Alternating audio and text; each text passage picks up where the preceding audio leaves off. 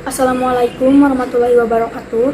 Perkenalkan, nama saya Nadia Kalista dari kelas 8C, asal sekolah SMP Negeri 2 Lakbok. Di sini saya akan meresensikan buku yang berjudul The Art of Loving Job karya Devi Ardianti dan Septi Aryani. Penerbit Skrito Book Publisher, tahun terbit 2023, tebal atau fisik sekitar 158 halaman, ukuran sekitar 21 cm.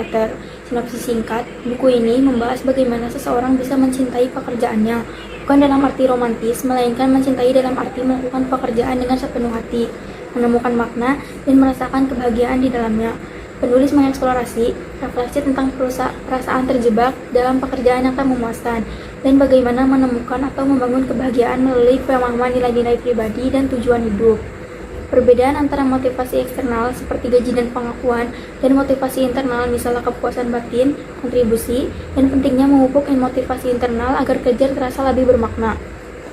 Hubungan interpersonal di tempat kerja, komunikasi, kerja tim, empati, serta bagaimana menghadapi konflik agar tidak merusak kepuasan kerja. Strategi mengelola stres dan termasuk menjaga keseimbangan hidup, self-care, kesadaran atas kelelahan, dan mindfulness. Berikut beberapa kelebihan buku ini. 1. Praktik dan inspiratif. Buku ini tidak hanya membahas teori tentang kebahagiaan dalam bekerja, tetapi juga memberikan contoh nyata dan panduan praktis agar pembaca bisa mulai mengimplementasikan perubahan dalam cara berpikir dan berinteraksi dalam pekerjaan. 2. Membantu penyesuaian perspektif. Dengan membantu pembaca melihat pekerjaan bukan hanya sebagai kewajiban atau beban, melainkan sebagai kesempatan berkembang dan menemukan makna yang lebih tinggi. Perubahan mindset seperti ini bisa sangat transformasional.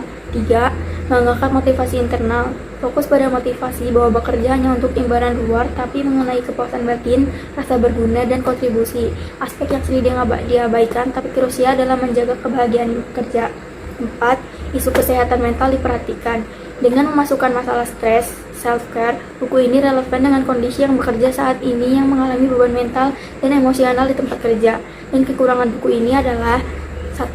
Kedalaman analisis terkadang terbatas. Karena ditunjukkan untuk khalayak umum, beberapa konsep psikologi atau manajemen mungkin tidak diulas sangat mendalam. Pembaca yang mencari teori akademis mungkin merasa belum puas. 2. Generalitas contoh.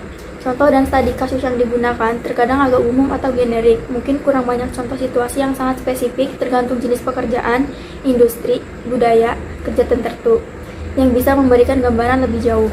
3. Implementasi dalam kondisi nyata bisa menantang. Motivasi internal, mindset positif, menjaga keseimbangan hidup, semua itu terdengar ideal, tetapi dalam praktek tidak semua orang memiliki kondisi atau lingkungan yang mendukung, misalnya tekanan perusahaan, budaya, organisasi, keluarga, dan ekonomi. Buku ini memberi panduan, tetapi tantangan nyata di lapangan tetap besar. Kesimpulan, secara keseluruhan, The Art of Loving Job menjadi buku motivasi dan pengembangan diri yang mengajak pembaca untuk lebih sadar dan aktif dalam membentuk hubungannya dengan pekerjaan.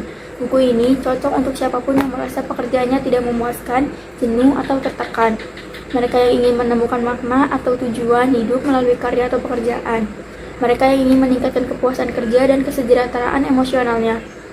Meskipun bukan buku akademik dengan analisis teoritis mendalam, kelebihan praktis dan pesan positifnya menjadikan bacaannya yang lebih berharga. Situasi yang terjadi saat ini, banyak sekali orang-orang yang tidak suka bekerja dikarenakan lingkungan pekerjaannya yang tidak sesuai ekspektasi. Solusinya yaitu dengan menemukan hal-hal yang kamu sukai dari pekerjaan dan berikan lebih banyak energi ke dalamnya. Misalnya, tuliskan hal-hal yang kamu lakukan dengan baik dan hal-hal yang membuat kamu merasa bersemangat saat melakukannya.